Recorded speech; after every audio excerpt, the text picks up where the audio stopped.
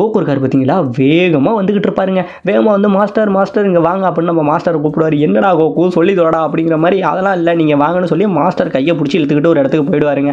அங்கே போனோடனே தான் தெரியும், நம்ம கிர்லின் வந்து சொல்லுவார், மாஸ்டர் எப்படியும் நீங்கள் சொன்ன மாதிரி எங்களால் இந்த பாறையை நவுத்த முடியும், இப்போ நாங்கள் முன்னாடி மாதிரி இல்லாமல் நவுத்துவோம் அப்படின்னு சொல்லிட்டு நம்ம கோகு ஃபஸ்ட்டு அந்த பாறையை நகர்த்துவாருங்க. அது பாறை கிடையாது, மலை. பார்த்தீங்க அப்படின்னா நம்ம கோகு ரொம்ப கஷ்டப்படுவாருங்க, ரொம்ப திக்கி திணறி நவுத்துவார் பாருங்க.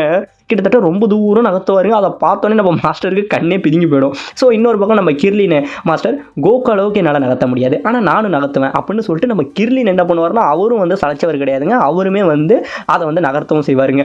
இப்போ இதை பார்த்துட்டு நம்ம மாஸ்டருக்கு சரியான ஆச்சரியம். நான் சும்மா விளையாட்டுக்காக தான் வந்து இந்த பசங்கள்கிட்ட இதை சொன்னேன், பட் இதையே சின்சியராக இருந்து இவ்வளோ பெரிய விஷயத்தை இவங்க முடிச்சிட்டாங்க, ரொம்பவே ஆச்சரியமாக இருக்குது அப்படின்னு நம்ம மாஸ்டர் பேசிகிட்டு இருப்பார். இப்போ இந்த பக்கம் நம்ம மாஸ்டர்கிட்ட வந்து நம்ம கோகு கேட்பார், மாஸ்டர் இப்போயாச்சும் எங்களுக்கு ட்ரைனிங்கை பற்றி எல்லாம் கற்றுக் கொடுங்க, நீங்கள் சொன்ன எல்லா டாஸ்க்கையும் நாங்கள் முடிச்சிட்டோம்.